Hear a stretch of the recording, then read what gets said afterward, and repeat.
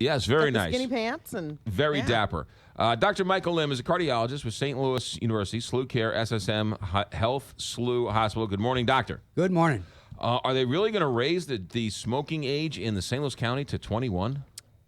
I guess the question is, why shouldn't we? Why shouldn't we? So the tobacco law now says that if you're over 18, you could purchase it. Right. The issue is, as we've talked about before, you can tell me more about starting smoking than I can.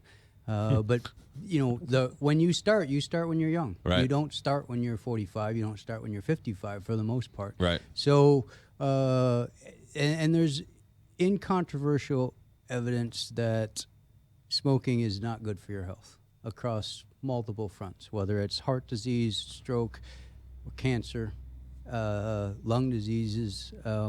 It's not good for your health. So having folks start when they're younger, how does that make sense? How does that make sense for each individual young person? How does that make sense for society? Because that ends up costing a lot of money. Let me play devil's advocate for just a moment. I can go and sign up and fight for my country. You can. But I can't come back and buy a legal pack of cigarettes until I'm 21. I'm not sure how those two things are the same thing.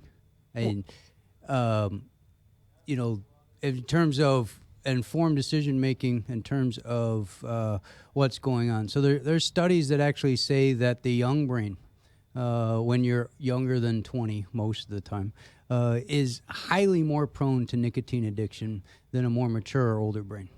And so if you just waited 3 years, the likelihood of being hooked on nicotine would actually be far less than if you started when you were 18. I mean, you have to wait until you're 21 to drink, too, so...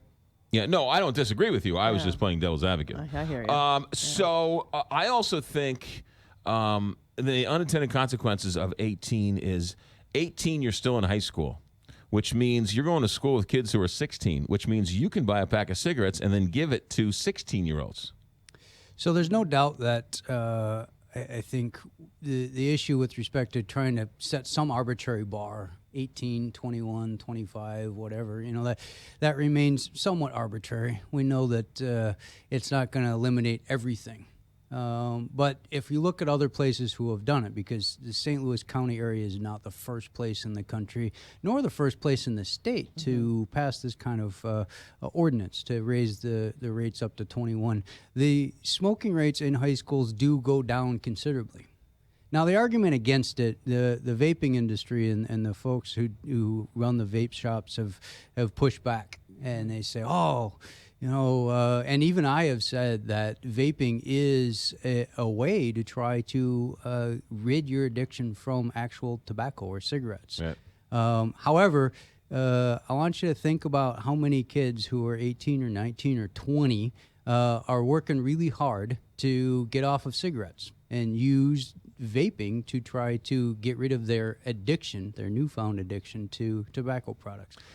Dr. Lim, in Missouri, if you look at all the numbers and compare Missouri to the nation, in any smoking class, it seems like every single one of them, Missouri is worse. More kids smoking younger, percentage of adults smoking more. I mean, it is unbelievable how behind we are the rest of the country when it comes to smoking rates. In terms of even cost, many of the states around the country have used tax as a disincentive to try to sort of the so-called sin tax. Right.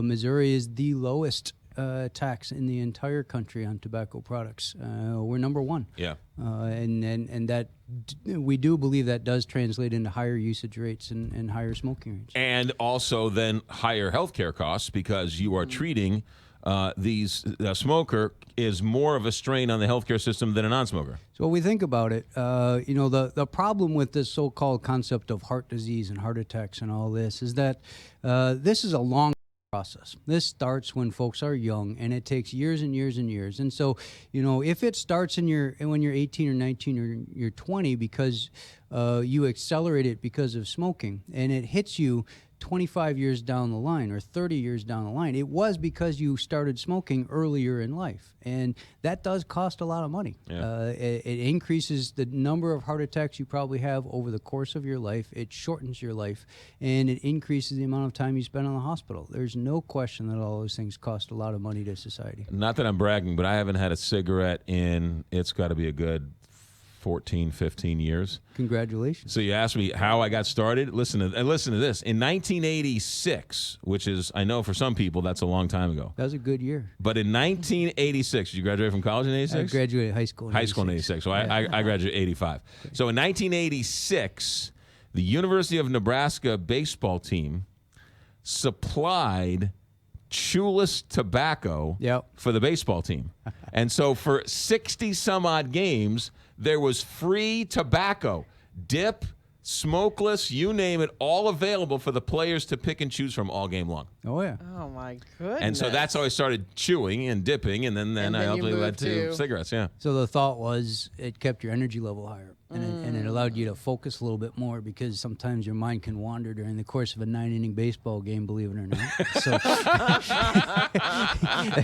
they did that on purpose. I mean, put 15, 18-year-olds in a ball game, and you got nothing to do for 6 hours. There you go. They're gonna try. They're gonna try it. Spitting out that and it was all chewing free. It was tobacco. free all season long. It's still a problem in Major League Baseball, and especially minor league baseball, in terms of other tobacco products. But one thing at a time.